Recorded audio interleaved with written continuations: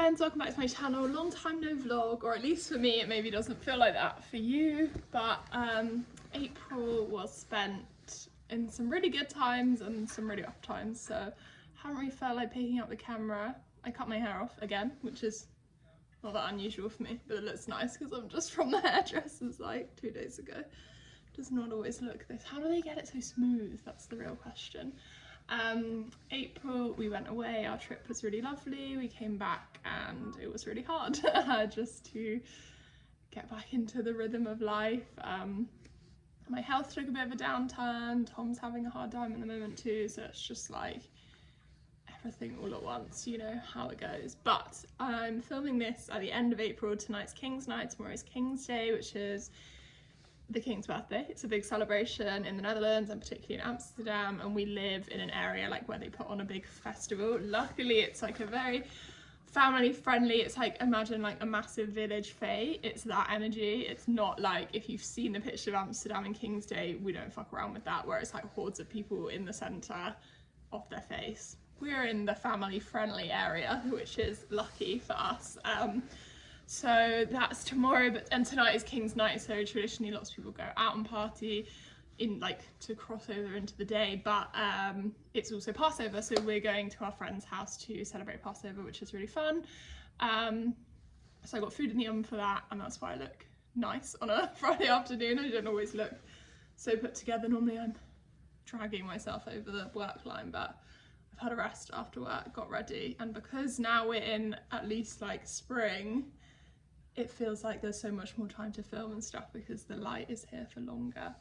The other thing that happened in April was it was my birthday. Wasn't a classic, wasn't one to remember. I'm not a big birthday person at the best of times. My friends did bake me this beautiful cake, which I'm sure you saw on Instagram, a Miffy cake. Besides that, we kept it very low key. But I did find a reason to buy myself some books, so I thought we could start this video with a bit of a birthday book haul. 2 books sent by publishers, 2 I picked up on a layover at the airport, and 1 I chose at my local bookstore. So I'll start with the ones I got from publishers. This is The Hearing Test by Eliza Barry Callahan, published by Press Peninsula. I'm really excited to read this one. I saw it over on Instagram and they offered to send me a copy. I think this has been released today or yesterday, at least in the States. But it deals with disability, and it reminded me a bit of that Canadian book I read about tinnitus. So this says, when the narrator of The Hearing Test, an artist in her late 20s, suddenly awakes one morning to a deep drone in her right ear, she is diagnosed with sudden deafness, but is offered no explanation for its cause. As a spectre of total deafness looms, she keeps a record of her year, a score of estrangement and enchantment, of luck and loneliness, and of a chance occurrence to which she becomes attuned, while living alone in New York City with her dog. Through a series of fleeting and often humorous encounters with neighbours, an ex-lover, a doctor, strangers, family members, faraway friends, and with the lives and works of artists, filmmakers, musicians and philosophers, making meaning becomes a form of consolation, curiosity and survival, a rumination on silence and a novel of seeing. That just sounds so brilliant, and I love a good sort of metatextual novel exploring an element of disability justice, and yeah, just sounds fantastic to me. So sorry, we had to move angle because of all the stuff that's going on outside my window because they're setting up for King's Night. So this is Tending Grief by Camille Sapara Barton, embodied rituals for holding our sorrow and growing cultures of care and community, published by North Atlantic. So this is more of like a non-fiction social justice book. It is described as, we live in a culture that suppresses our ability to truly feel our grief safely, deeply and in our own terms. Each person's experience is different, is as unique as the grief itself. This speaks directly to the way that queer readers and BIPOC readers disproportionately experience unique constellations of loss. This author honours every and each experience, the loss of displacement from homelands, of severed lineages and ancestral ways of knowing, of colonialism and theft, the deep heaviness that burrows in our body when society tells us our bodies are wrong. Deeply practical and designed for ease of use amid confusion, trauma and pain, this book contains rituals, reflections, prompts and exercises that help us process and metabolize our grief.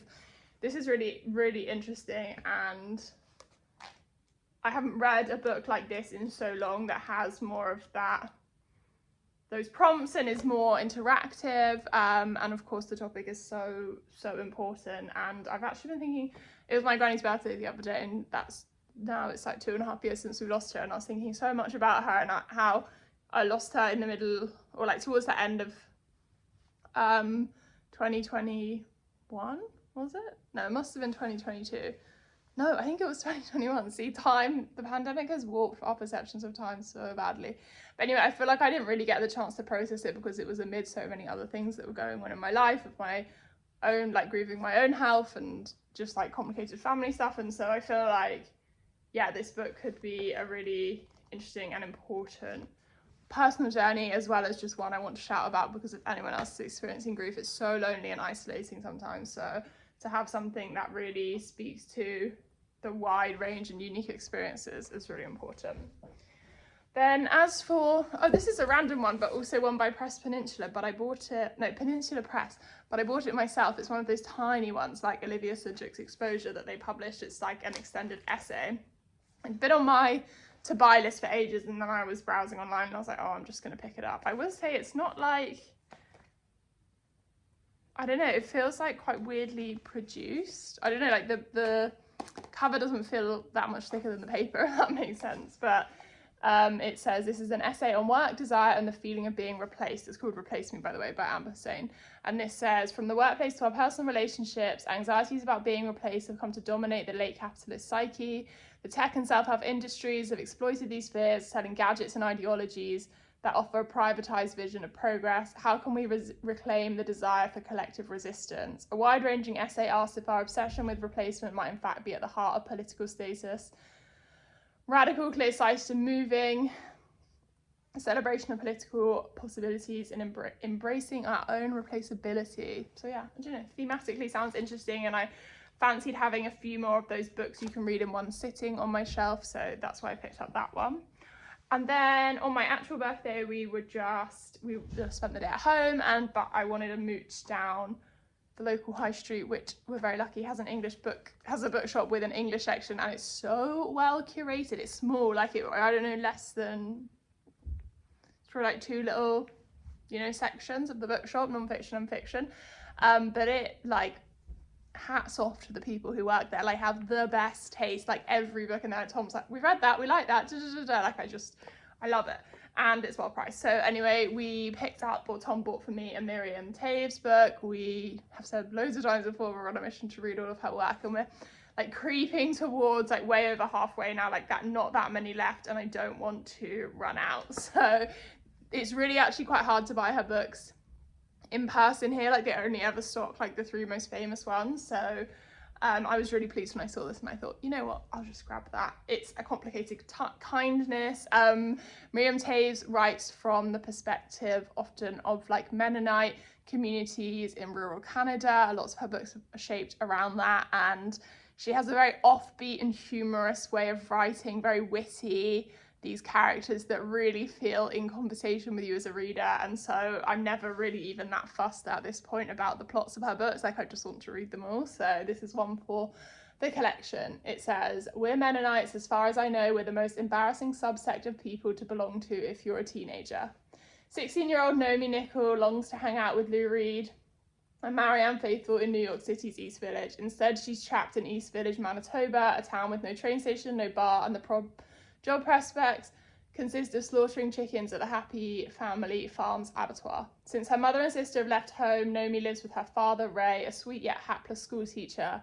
Fighting against the restraints of the town, Naomi's longing for a future of opportunity and hope sets her on a course towards a climax at once startling and yet inevitable. Sounds brilliant. Saving it for the summer holidays when I'll read it in one sitting and it will be brilliant. So that's that. So look, these last 2 books, I was in the airport so tired, like waiting. We had like a 6-hour layover in London before we got back to Amsterdam, and I was delusional, okay? And I was bored, and I don't want to sit there anymore, and I don't want to sit in Pret, and I just wanted to honestly, I wanted to spend money. Okay, airport money feels like fake money. I hadn't been in a bookshop in ages. Like bought these before I bought that book on my birthday. And I was just like, oh, something about like English books are obviously cheaper in the UK than they are in Amsterdam. So I was like, oh, they're cheap, like it'll be fine. So I walked into the WH Smith's in the airport, like it's like an airport books shop, and they had a pretty good selection, and then they had the buy one get one half price. So this is what I. So this is Soldier Sailor by Claire Kilroy. I think this is up for the women's prize, perhaps. I've seen it in a couple of places, I think. And I've never read any Claire Kilroy, but I know she's quite beloved. And it was when I saw it on Instagram, it was a story about, I think like the very early days of motherhood. I love the cover so much. I love this painting, the little hands. So it says, in her wildly acclaimed new novel, Claire Kilroy creates an unforgettable heroine whose fierce love for her young son clashes with the seismic change to her own identity. As her marriage strains, she struggles with the questions of autonomy, creativity, and the passing of time. An old friend makes a welcome return, but can he offer the lifeline to the woman she used to be? Again, I was like seeking out a short book. I thought this would be sort of an easy read over a weekend or something, and it appealed. So that's Soldier Sailor. And then the final book I picked up was obviously in the airport we have airport export paperbacks, which is what I can also buy them in Amsterdam. Like that's how we get a lot of our new fiction comes as these sort of larger size paperbacks. And this is Caledonian Road by Andrew O'Hagan, who wrote Mayflies, which was a book I absolutely adored. This is really, really different from his last book, but I was actually on Storygraph tracking his like older books because I thought he was a much newer writer than he actually is. But Mayflies seems like it was just basically his runaway success, but his prior books really run the gamut of plot and sort of storytelling ideas. So I guess this doesn't feel like so much of a sort of sharp left hand because he's written other different things in the past. I have started this. I did get a proof of this on my Kobo, but the font's really small and it's over 600 pages, and I just thought I would be better off reading this in paperback. So this is a sort of lengthy character study, kind of almost like a book about the city of London, like about Londoners and about life in the city for different walks of life, I guess. So we follow this one professor. Actually, I'm not going to give you this. I'll give you the spiel quickly from the back. Campbell Flynn, an art historian, celebrity pundit, is entering the empire of middle age. Fueled by an appetite for controversy and novelty, he doesn't take people half as seriously as they take themselves.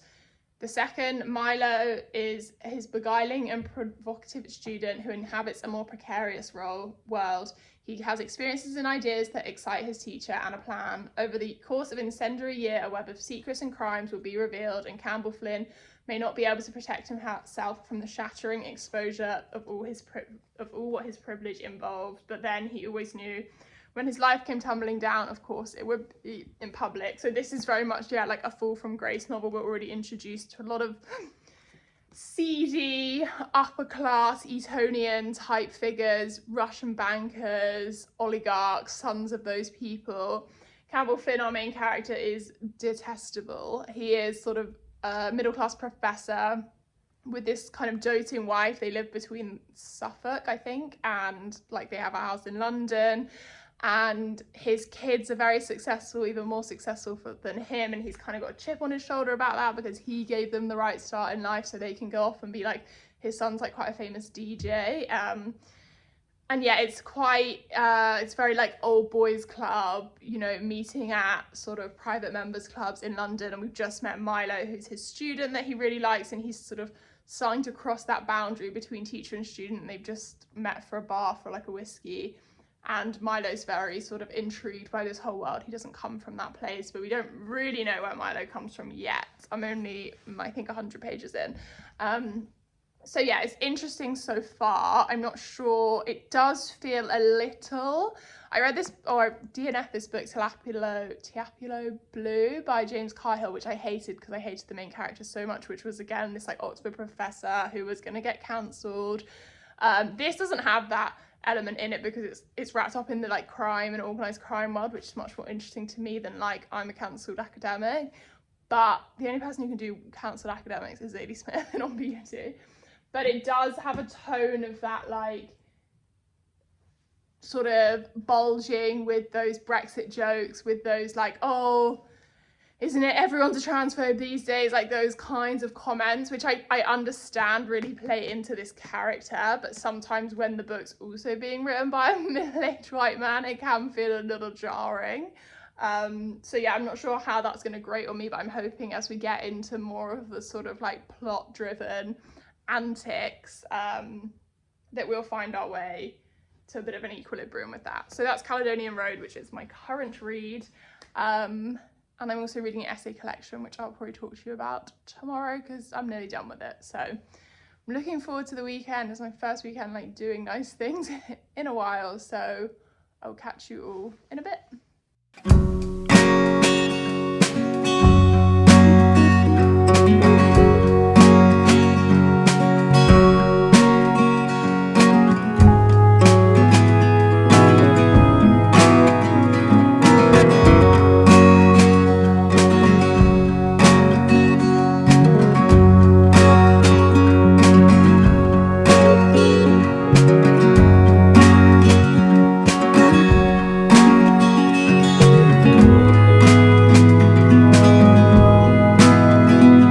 I'm here to talk to you about a book I finished. Oh, my nose is red. I didn't put sun cream on today and it's been so hot today in Amsterdam, like 25 degrees.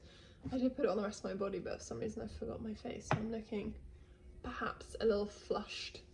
But I just finished the last essay in Arrangements in Blue by Amy Key. The tagline is Notes on Love and Making a Life. My friend Temi really enjoyed this book and spoke about it on her channel, which I have posted about before, but I will link or put on my community tab to remind you guys to go over and watch her videos because she's fantastic. And yeah, I've had a couple of other friends who've really enjoyed this, and my friend Rebecca is a friend of Amy's, and so it was already on my radar, and I read one of her essays in the Daunt Book River book collection that I read in April.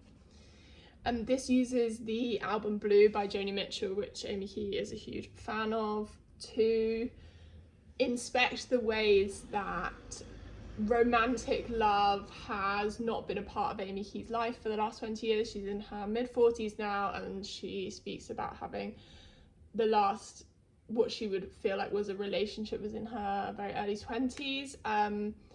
And how that has impacted her selfhood and her ability to sort of build a life for herself in a society that, you know, even as much as I think, particularly in like left and liberal circles, we push this idea of like there's so many ways to live a life, and we don't need to sort of stand so stagnant in like heteronormative, individualist ways of self-actualizing. But that is still so pervasive around us, and like speaking as someone in a long-term relationship who like wants to have kids, like I'm very much sort of not rocking the boat in those ways, and Amy Key talks about that and like having friends around her who are all following that same life path, and how she has struggled with feelings of jealousy and anger and grief.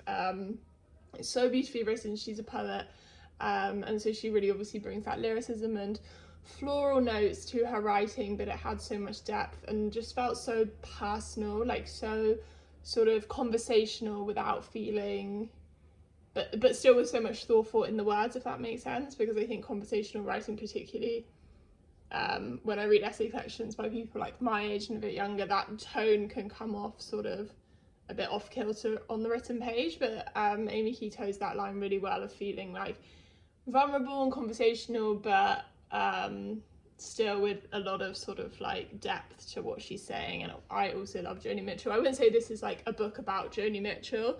It's more about her love for music, I guess, in general, and how Joni Mitchell has written so much about love and how that's sort of given her, Amy Key, pause for thought over the years. She talks about a relationship, like a platonic relationship, that kind of towed a few lines, I guess, in places with her like poetry mentor and friend Roddy, which I was so deeply moved by. And I did actually, despite having very different sort of like relationship status to Amy and like feeling very settled in a long-term relationship and feeling like, you know, I found my person, or however you want to put it. You can see I thumbed down so many pages of this and found it so relatable in a lot of ways. She talks particularly about sort of the role you play as a friend, and in her case like the single friend, and how that sometimes demotes her to being the carer or the person on a holiday who does the cooking, or the person who sort of cares for someone's kids because the parents need a break. And she talks about that, but also she talks a lot about care, which is something that I obviously love to write and think and talk about. You know, interdependence, community care, what care looks like in disability justice circles, and she writes a lot about care, the lack of care she's felt, like physical touch, and sort of even when people in her life have reached out to offer her that care, she feels undeserving, or sort of like that's something in her head she designated only that you get from a partner or a spouse, not from, she doesn't know how to receive it or talk about it with a friend. And I felt moved by a lot of those passages about sort of what we think we deserve. And she talks about the impact of like childhood experiences on her, what she feels like is her ability to be in a romantic relationship and how that's difficult. But yeah, honestly, this is just like hard to encapsulate into a few words, but I really, really enjoyed it. And I think if you like the kind of non-fiction books that I talk about and read, then this is definitely not one to miss. And then I also read Unmask Alice, where I listened to an audio. This is a very strange audiobook. One of you guys recommended it to me, so thank you for the recommendation. I wouldn't say I loved the audiobook.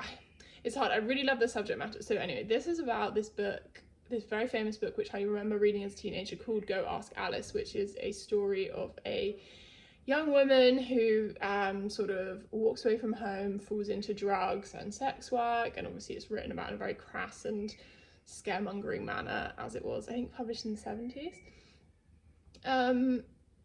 Anyway, it's about this book and the author of this book, who essentially was a con artist. Like, she scammed everyone, claiming that she was like a therapist and that she had got these stories from real life people, and she published a series of these after Go Ask Alice, and this book talks about the scam and how that snowballed into this fear around particularly LSD, which was sort of, it doesn't cover sort of the wider questions that we had with LSD in the States, particularly in the crackdown on psychedelic research that happened. Was that Nixon? Post sort of Haight-Ashbury in San Francisco, but it does talk about the movement in San Francisco in terms of sort of young people coming in, and how that snowballed into all these questions about sort of satanic ritual and like the satanic panic that happened in the latter half of the 20th century, particularly in the States. I do think it did happen in the UK as well. These people that were unearthing memories about satanic ritual, which is in a convoluted way linked to the release of this book. It basically talks about political conservatism and fear-mongering around youth culture and subculture.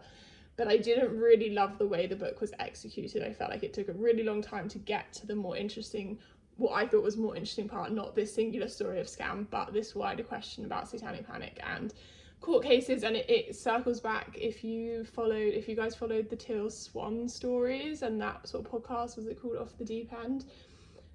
That has some links to sort of the same era of like gaining back memory, and it talks about a very famous case in the States where they had all these children, these two people who ran a nursery, like a daycare, were put in prison because it was believed that they had like killed all these kids and forced other kids to eat each other's feces, and like the most extreme version of, you know, like blood rituals and sort of sacrifice, and women being forced to give birth to babies just to be killed, like the most extreme things that you're like, how could there be no evidence for this, but all these people went to jail for it. She talks about that, but like I want a book on that more so than I want the book on Go Ask Alice, even though it was interesting, but that section felt like I could have read an article about it and I would have been happy with like an Atlantic long read. The more wider stuff about satanic panic, LSD, the American political system and the fear of youth culture, that's actually, reading this book made me think like that's the book I want to read. I don't know if it exists, but I've watched so much content about satanic panic in the past, so yeah, mixed feelings on that one, but I'm glad I read it. so yeah, now I'm just down to one book. I'm reading Caledonian Road, but I think I will pick up something new because I really enjoyed reading that physical non-fiction essays. Haven't done that in a while, so I'll see what else is lingering on my shelves and probably get back to you then.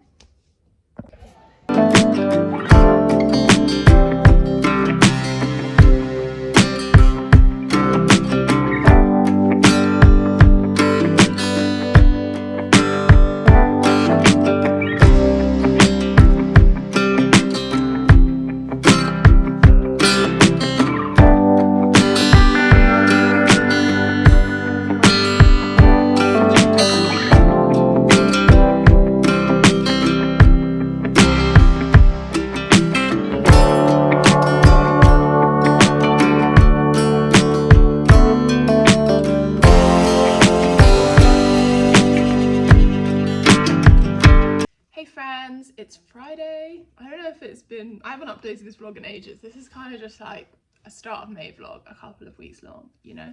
But I wanted to talk to you because I finished a book and I finished work for the week. Woohoo! I got friends in town. They should be coming over any moment to enjoy the weekend. Tom's here working, but I just finished work, which I'm very excited about, and I need to rest before we go out for dinner. But I wanted to talk to you because I finished Caledonian Road by Andrew O'Hagan. I think the last time I updated you this, I was really only like 100 or something pages in, but I read all 650 pages of it. Oh, look at the golden glow of the map. I finished it last night in bed, and what an ending. This got better and better the more I read it. Like I remember I said that I was sort of anticipating being quite frustrated with the main character in a way that would feel like jarring, as opposed to sort of not even endearing, but just like that you're able to put up with. But I actually think Professor Flynn really grew on me because Andrew O'Hagan really illustrated the fallible nature of everyone, and particularly of middle-class men who think that they are doing something good and like inherently meaningful by being in academia or by producing work. I think the way it inspected that overall was really interesting, but then it has all this other layer about Flynn's connection to a student, Milo, who's like a hacker, and he is then connected through his girlfriend's family to this big underground crime scene in relation to sort of people smuggling and weed farms, which circles back to Flynn because of Flynn's connections to various Tory politicians and his own wife's family, who are very like, you know, loosely connected to the royal family, aristocratic essentially, and didn't feel like it was tied up in a neat bow in terms of those connections, but it really did illustrate how London, or how even British society and politics, is so enmeshed with one another, and we have this idea of a very sort of stratified class system that exists, but really it's so much more complicated than that.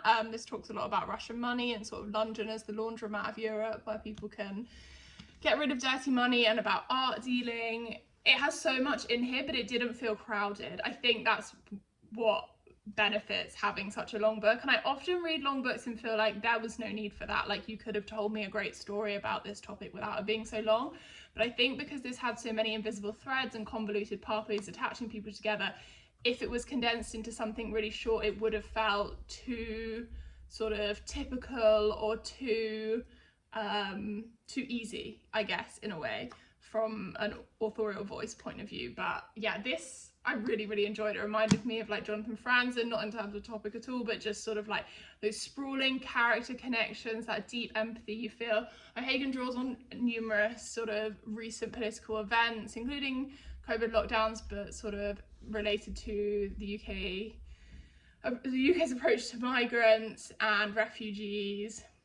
And he uses these headline stories rewritten from our character's point of view that feel like such gut punches, because you develop this relationship, like not always positive, but just like you have a feeling for these people as whole people, and then something happens to them and it feels like so personal in a way, if that makes sense. I don't want to give away like lots of different strings of the narrative, but I think when you read this and pick up, particularly if you're like English or keep up with English news, like you will recognize a lot of these recently historic moments in headlines. It just was really quite impressive to me, I guess. I think that's the other thing. When I was reading this book, I thought about how complex it must have been to write this, I imagine him with like one of those maps on the wall, like police inspector drawing lines between every character to make sure that he had, you know, not left any thread sort of just lying there, because I often find that quite frustrating when our characters develop these side quests or these sort of tangents to the story, but they feel like they never get brought back up again. And I had that recently with the Emily Austen book that I read and spoke about in a wrap up, that like I feel like she left these threads and like we never came back to them. So I was like, well, what was the point of including it? And not that I want these things to be tied up neatly, but just like I want there to be value in the tangent and value in these added elements. Otherwise, I just see it as a distraction or as like you're just trying to fill space. I don't think he did that here at all. I feel like you looped back to so many, you know, tiny breadcrumbs that he left within one character's point of view that were picked up in another. It was just marvelous, I would say. So can really recommend Caledonian Road. Can also recommend Mayfly's his first book. Like I absolutely adore that book, and I don't know, I might go back and see what else is on his backlist. I'm excited for Tom to read this. He loves books like this, so I think he'll get a lot out of it. And yeah, let me know if you've tackled this. I also really felt satisfaction of reading this, of 650 pages. I'm still like, I'm not a big book reader in general. If you guys watch my wrap-ups, you know, like I read a few of these a year. And by big, I mean like over 500 pages. And I still get that sense of like satisfaction and celebration, like, oh, you fucking read that. Because I do still get that feeling of like 200 pages in, like, oh my god, I've read like a book and I still have to read 2 more books to get to the end. And you do have that sense of like, can I be bothered to continue? I did have that, even though I didn't really feel like the story was lagging. It was more like I didn't feel the urge to pick it up. And that was definitely habitual as opposed to related to the narrative at all. That being said, would recommend, especially if you're a big book person, or even if you're not. Oh, that man driving past in his convertible looks like he's having a lovely time. It was a really, really great time. So that's Caledonian Road. And then I am reading a book by Claire Willis, which I'm not, is it called Missing Persons or My Grandmother's Secrets? I think is the title. You'll see the cover here. Listening Without Audio, it's quite a short book. I think I'm like halfway. It is about Claire Willis discovering her family history. I think she talks about being sort of like half Irish or London Irish or sort of like tangentially Irish, and I really related to that at the start because she, like, her mother came over from Ireland and a lot of her family were left there, but she was born and raised in England. But she's tracing her family history, looking at like in connection to mother and baby homes essentially, which if you're not aware, and I've spoken about them loads of times before because they are something I'm really interested in reading about. It was when Ireland, I mean, it's still very religious, but you know, in the last 100 years where it was deeply religious and there was a complete sort of inability for a mother who wasn't married to raise a child. Like that was, you couldn't do that basically. In Ireland you had to leave, and you also couldn't get an abortion, so they created this sort of welfare system called mother and baby homes, the most famous one being the Magdalene Laundries, which if you've read Claire Foster's Small Things Like These, the laundries are like what's referenced in that book, but essentially they were run by church and state, like council funded, run often by nuns, and they provided shelter for pregnant unmarried women, and often the babies were sent to the States for adoption. If you've watched Philomena, is it? That's Steve Coogan and what's her name's in? Yeah. Tom says yes. That's all about that. They're your cultural references from the laundries and the mother and baby homes. But this is Claire Willis talking about her uncle who got a girl pregnant and then fled, and she wants to find out about that woman and her baby, and so she looks on Ancestry. She goes back to Ireland to visit the home, and then she starts this wider discussion about sort of economic migration out of Ireland, so many men and labourers who left and sort of why they left, and just sort of the atmosphere and the environment that women were raised in, that were raising their kids in, and how all of that impacted their personhood. So she traces back like 2 generations, talks about her grandmother, and essentially is trying to tell this story of how like every Irish family in some way or another has a connection to the lack of reproductive rights and to the mother and baby homes, whether it was, you know, like a male figure in your life or in your family tree who got a girl pregnant, who worked. Like, it's had this crazy statistic. I think it said at one point in the 1960s or 50s, like 1 in 10 young people chose a religious life, i.e. became a nun or a what do you call them? What is a male nun called? A priest? No, a monk. A monk? A monk. A monk. A monkfish. Yeah, or became a priest or a monk. But a lot of that was based on social mobility because they left their family homes age 11 or 12 and moved into convents or like vicarages and stuff like that because they were financial burden on their family and they could be educated through the religious way of life.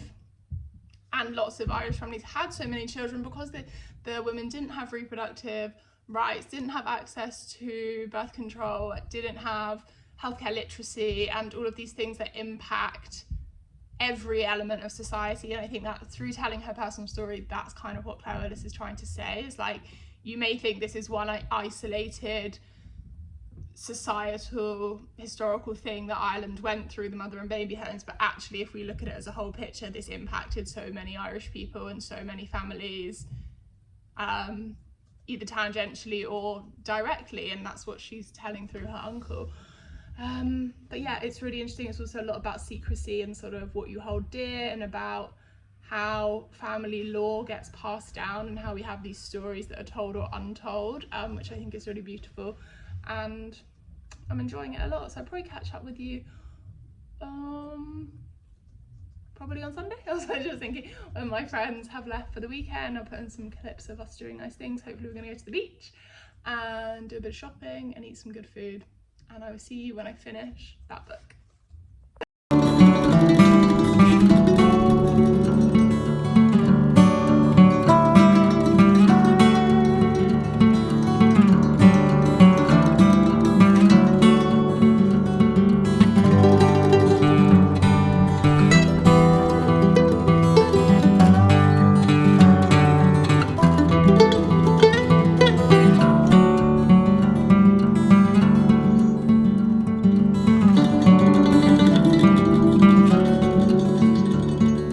Hey guys, it's Sunday evening. I just came out off the balcony from reading. My friends left this afternoon after being here for a few days. I need to desperately wash my hair. My washing is drying in the sun. It's so hot. Some may say, show you my bra. Some may say a little too hot, or not too hot, but too hot to be out and about in the city. The balcony is the perfect microclimate. So I was sitting out there. I just started Julia Armfield's new book, Private Rights, which I got a digital proof of, but I'll probably talk about that in a different video. I did also finish Missing Persons or My Grandmother's Secrets, and I really, really enjoyed it. I don't have anything else really to add to the spiel I told you when I was like 2/3 of the way through, but it's really beautiful. A very gentle approach, I think, to family history, and a very sort of, I don't know, it wasn't too earnest, but it was just, I think gentle is the best way of putting it, sincere, and sort of a lot of questioning, a lot of nuance, not really landing on any particular answer about the best way to deal with complex family history and with exceptions of people that come before you who've made mistakes, and more widely and broadly speaking about sort of reproductive rights of Irish women, and like I said before, all those people who are in some way connected to those histories, to the mother and baby homes, and to the women who didn't have the choices that, I mean, a lot of us have today, but still not everyone who needs those choices. And obviously, as we watch, so many of those choices continue to be rolled back in countries around the world.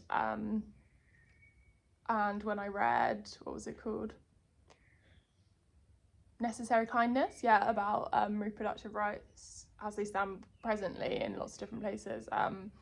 Those books tie really well together, so if you've read one and you want to read the other, I really recommend them as sort of complementary, I guess, to these conversations. So all in all, a really great couple of reading weeks to start off May. I'm really proud of myself for conquering Caledonian Road, and I hope loads of you guys are just as enthralled with it as I was, and I enjoying Julia Armfield so far, and I've got to pick a new audiobook. So as always, let me know what you've been reading, if you've read any of these, or if you've read something completely different. I always want to hear from you, and I will see you guys in the next one. Bye.